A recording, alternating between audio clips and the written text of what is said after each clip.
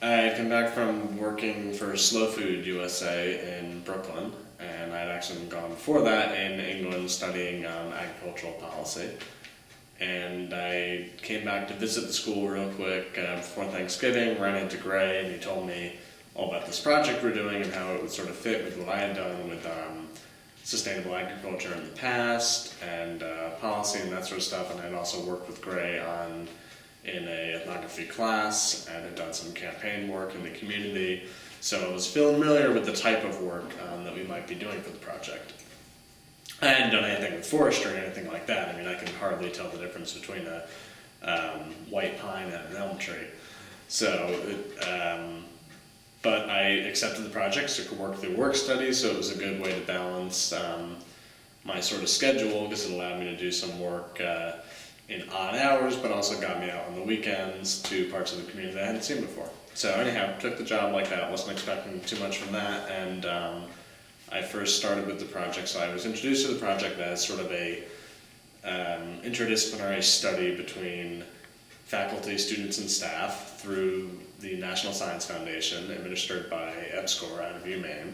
And the idea of the project was to study the appropriateness and feasibility of increasing wood heat, both in pellets and cordwood, as a way of heating residents of Hancock County.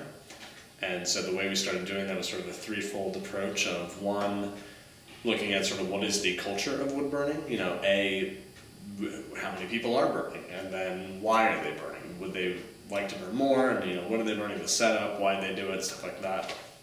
And that was the team led by Gray Cox, and that was my team that I worked on. There was also a team by Don Cass, which I'm sort of familiar with, which was the sort of risk analysis and particle analysis, and then there was the work with Davis on the sort of economic team determining what is our woodshed, where are people getting their wood from, and what level of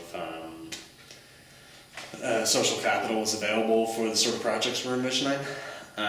So within Gray's team, I started by just going out and conducting interviews with people.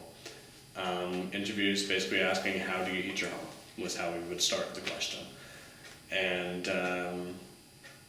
from there, I had sort of worked on that for several months, and at first it was great just to be out there. I kind of got back to my campaign days on the Obama campaign. It was nice to actually knock on a door and not have someone slam in your face, because once they realize you're talking about heat production, literally care about how they heat their homes, suddenly they're like, oh, okay, I'll listen to you, this is interesting. And they even invite you into your home and sit by the fire and serve you cookies, and you never got that when you were doing political campaigning. So it was kind of nice.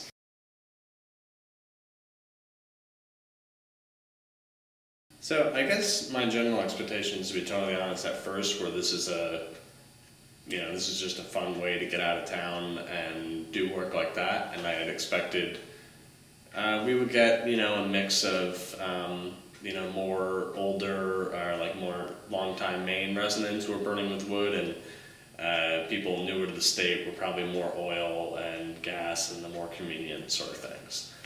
As it turns out, the picture was a bit more complicated than that. And whereas I came into the project thinking, okay, people are going to make these decisions probably motivated by cost.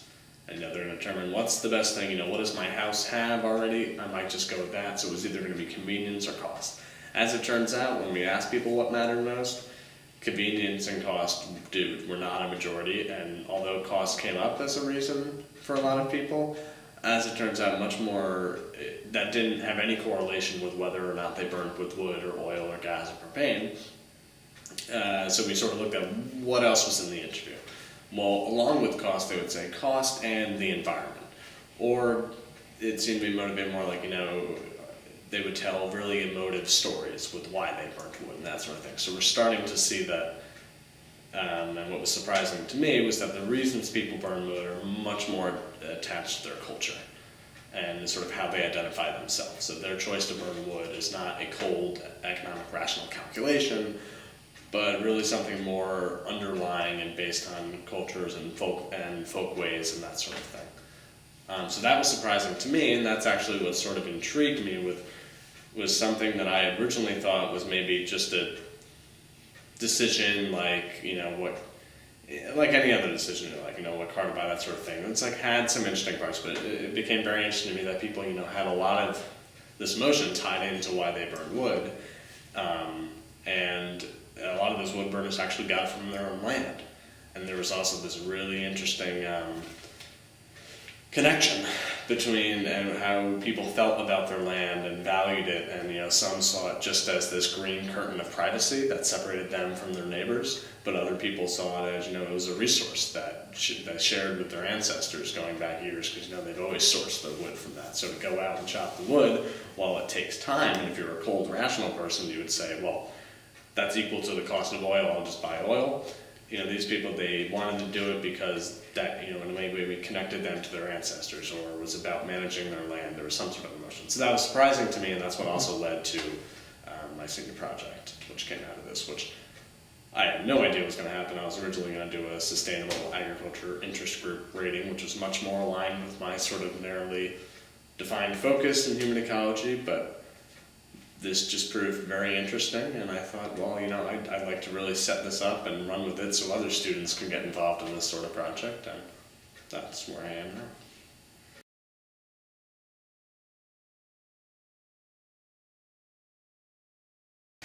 So I guess to talk about those two categorizations, that's something that the team has begun to play with. I would say they're not entirely set in stone yet. It's something that we sort of built based off of our unofficial interpretations of the data, and we started to see trends that showed, people who burned with wood would say, I burn with wood because it heats me 3 times. Once when I cut it, once when I stack it, and once when I throw it in my stove or something. Some people even said it heated them like 8 times. It would go on this whole roll of everything they do with wood. And, again, like I was saying, it's very emotion tied, so we'd hear stories of people saying, about how they would do it with their family, wake up once a year, split and chop the wood, then have cider and donuts or something, So we started to see that, but then we also started to see, looking at the data, that a lot of people who didn't burn with wood stated the reason, well, that's not what my house came with, and I don't want to install something like that. Or people who heated with oil, it was because it was convenient. They were the people who really stressed convenience. And they also had, a particular background, their characteristics tied in that. So we started to think about, well, maybe there is that sort of division between someone who's either lived in Maine for a while or who has adopted characteristics of what they perceive as it to be a Mainer, which is sort of self-reliance and that sort of thing. I think our next step is to try to apply, those are their 2 next steps. The first next step will be to really analyze that data and try to quantitatively prove, in a sense, those 2 categorizations. And within that, there obviously is a great array of sort of difference, and people are going to be parts of both. I think once we go through the data, we'll have a better idea, and then we're going to conduct 15 in-depth ethnographic interviews that will go out and, in a way, confirm or test our hypothesis of these 2 categorizations of people we think might fit into these, or just get an array that sort of represent the people that the 120 interviews that we have conducted. And then based off of that, that's where we're going to test that idea that, these, because I would say, I think you're going to find that these 2 categorizations of people will fit into a lot of other consumer patterns, like plumbing or, architecture or even gardening. I bet you'll find this sort of thing in how people landscape their gardens and stuff like that. But, I agree. So I think once we start talking about wood and that sort of thing, finding these character values, we can test it by start talking about people's, gardens or their plumbing and that sort of thing. And what I think it says in a larger sense about the culture of Maine or even the United States is that we seem to like to think that we are these cold, rational, economic actors. Like, I go through my life and I make my decision based on deduction and rational, and I balance the pros and cons and the checkbook and stuff like that, when in reality, a lot of times we buy it from other motivating factors that we sometimes like to think don't exist. So with people who burn wood, a lot of times it has much more to do with their upbringing and their culture and that sort of thing. Like, maybe they grew up with wood and they hate it now because they did it all the time. But oftentimes when we ask them, what's most important, they're going to say cost, or they're going to say what's the most efficient heating source or something like that, because that seems to be our culture's accepted response, is you must come off as a rational actor. So I think the project might start to raise and have those interesting discussions of why as a culture do we feel it necessary when making consumer choices that it has to be this rational thing, when in reality we know it's not rational, and it's no secret. Advertising agencies know you're not rational. They know you're going to be motivated by things like sex and family values and these sort of things. So that's what's great about this study, is that it's not a pure economic analysis, because there's clearly folkways and culture that's motivating these decisions.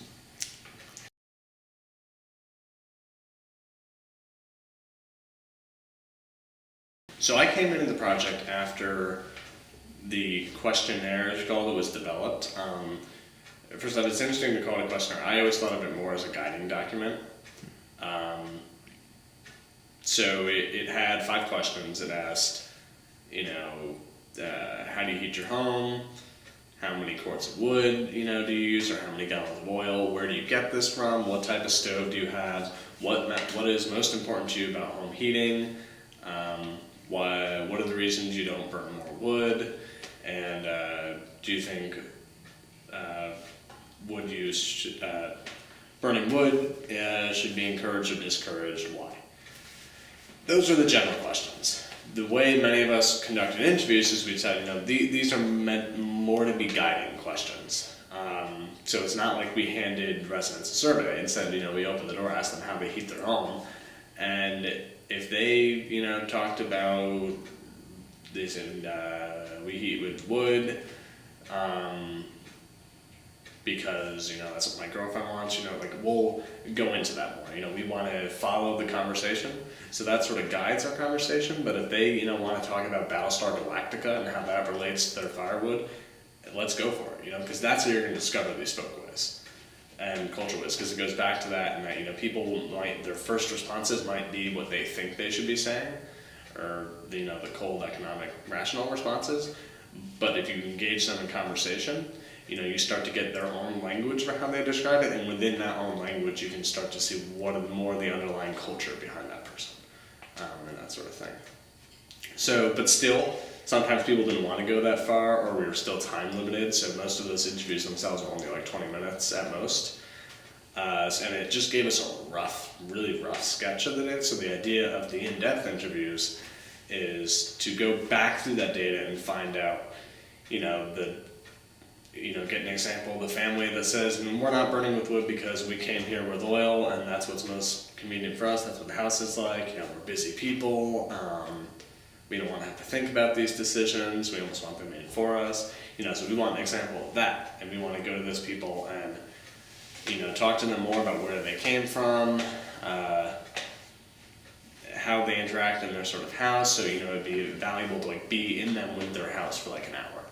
Just following them doing what they're normally doing that day, but talking about wood heat, but then also talking just generally about the house. And really, they say, I chose oil because, it's ask them what that choosing process was, or if they say, I heat with wood because it's better heat, we want to really pursue what they mean by better heat and ask them. So the idea is to really get into that, so in order to sort of then bring it back to us so we can see, does this fit with how we think a independent Maine Yankee is gonna do such and such, and